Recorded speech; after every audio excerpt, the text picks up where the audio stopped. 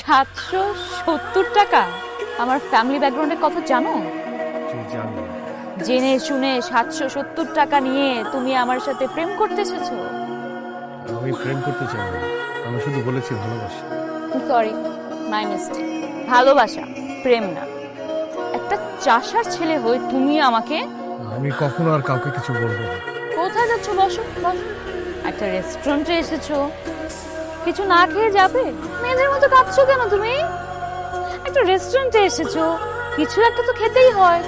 কি খাবে বলো? তুমি তো আবার কিনে খেতে পারবে না। কি করা যায়?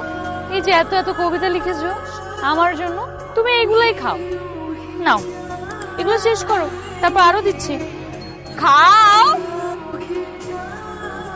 তাকিয়ে আছো কেন? খাও।